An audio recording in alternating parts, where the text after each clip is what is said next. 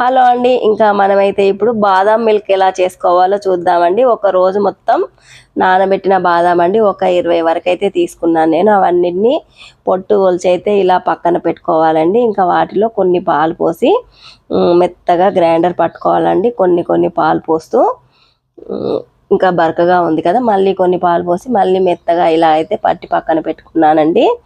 ఇంకా స్టవ్ పైన కొన్ని పాలు పోసి ఇంకా మరుగుతున్నప్పుడు మరుగుతున్న వాటిలో ఈ గ్రైండర్ పట్టుకున్న బాదం పాలను కూడా వేసి చిక్కగా అయ్యేంత వరకు మరిగించుకొని కావాల్సినంత చక్కెర కానీ బెల్లం కానీ ఏదైనా వేసుకొని తాగితే బాదం మిల్క్ రెడీ అయిపోతాయండి.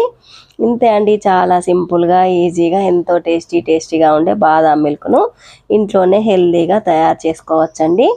ఇంకా ఇప్పుడైతే చక్కెర వేస్తున్నానండి. మరి కొద్దిసేపు మరిగించి దించేసుకుంటే బాదం మిల్క్ అయితే రెడీ అయిపోతాయండి. ఇలా థిక్ కన్సిస్టెన్సీ వచ్చే వరకు ఉడికించుకోవాలండి. ఇంతే అండి, చాలా సింపుల్గా ఈజీగా బాదం మిల్క్ అయితే రెడీ అయిపోయాయండి. టేస్ట్ అయితే ఎమ్మీగా అమోఘంగా ఉందండి. ఇంకా కుంకుమ పువ్వు ఉంటే కుంకుమ పువ్వు కూడా వేసుకోవచ్చండి. కుంకుమ పువ్వు వల్ల కొంచెం ఎల్లో కలర్ కూడా వస్తుంది. మరి థ్యాంక్ యూ ఫ్రెండ్స్. మా అను కేర్ ఆఫ్ సీను ఛానల్ని సబ్స్క్రైబ్ చేయండి, లైక్ చేయండి, షేర్ చేయండి. నెక్స్ట్ వీడియోలో మళ్ళీ కలుద్దామండి. ఉంటానండి.